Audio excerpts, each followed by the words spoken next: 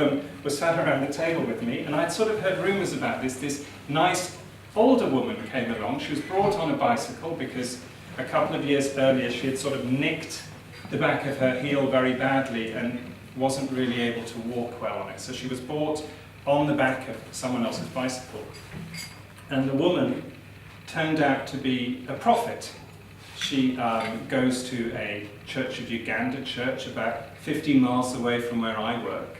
The Church of Uganda is the sister church to the St. Oswald's to the Church of England. But she's a prophet, and she had had a dream.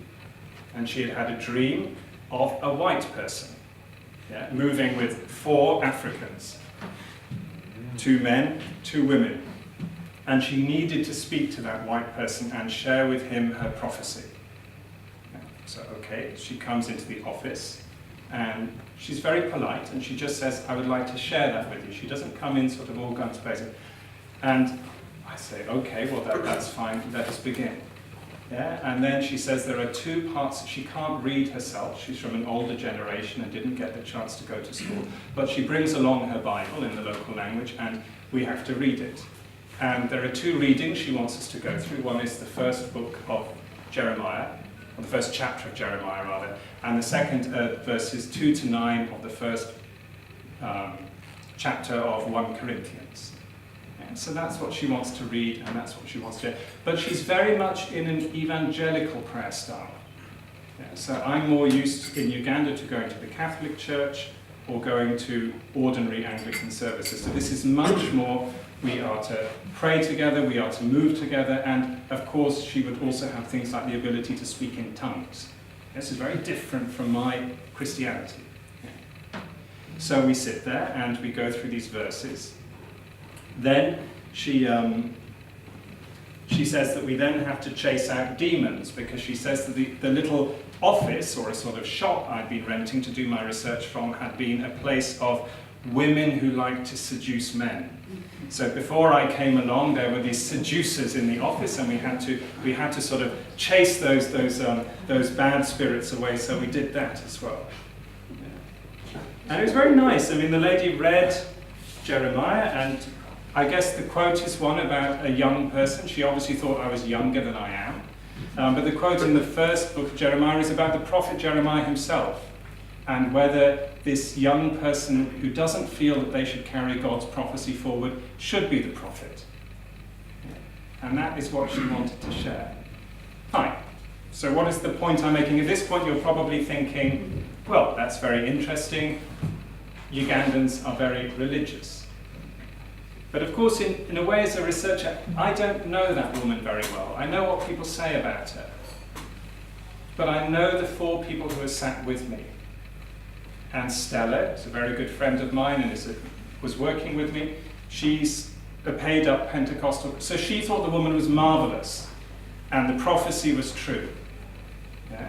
I am that good white person who is going to do great work in the earth. Yeah. Sarah, who interestingly is the daughter of a Pentecostal pastor, she said, she's just buttering you up. She just wants a little bit of money from you, and she wants to move along. Don't trust her words.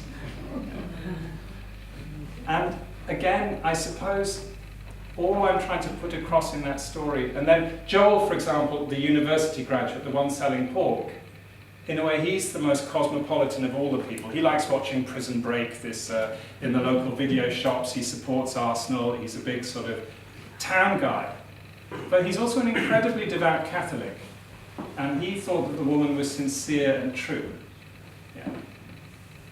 So all I'm trying to put across is in that room, there are lots of different people who have different ideas, different experiences, different beliefs, different ways of going about being in the world. Yeah, and so if you're thinking about the work of Dolen Ffermio, or if you're thinking about what I'm describing in this talk, look at the pictures on the table, yeah, and try to imagine that they are somebody else that could be sat with you. Their lives may be more stressful. Yeah. The situations they may face may be more desperate. This prophet, for example, she had wanted to come to me a week earlier, but she had been delayed because her grandchild died, he'd fallen out of a tree, and because her daughter-in-law had also been seriously injured in a motorbike accident. So lives are more precarious, more often, in more uncertain ways. But at the same time, you could just put one of these pictures at the table with you. This is a very nice lady, Akol Florence. She's a good friend of mine. She's very active, a very lively person. She sells beer, local beer. She brews beer for a living. And somehow she's managed to put 2 of her daughters through university. Yeah. So you have a lot of struggle, a lot of life, a lot of humour, yeah, and a lot of people and a lot of young people. And I know the work of Dolen Ffermio is very much aimed at helping the youth, aimed at helping the most vulnerable people. But all I wanted you to get from this talk was, if you do decide to help, or if you do express an interest in any way, you know, take one of these pictures with you. This one's Icomo Julius. He's a nice guy who's Catholic. He's a choir master in the Catholic Church, but he does welding for a living.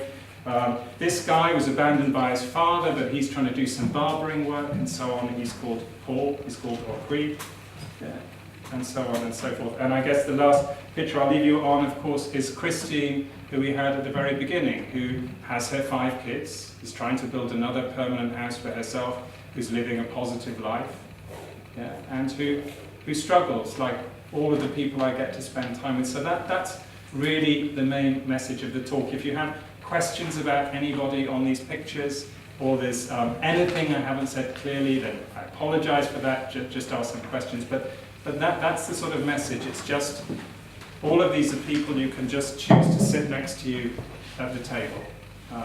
Thank you very much to Emir for thinking of this evening, and thank you all for listening to me for what I hope was, how long?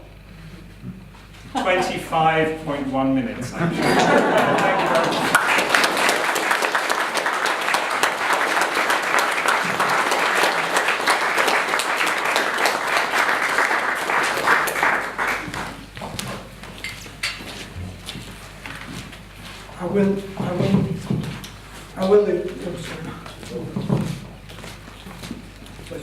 Yes, I will use this because my wife doesn't carry as much.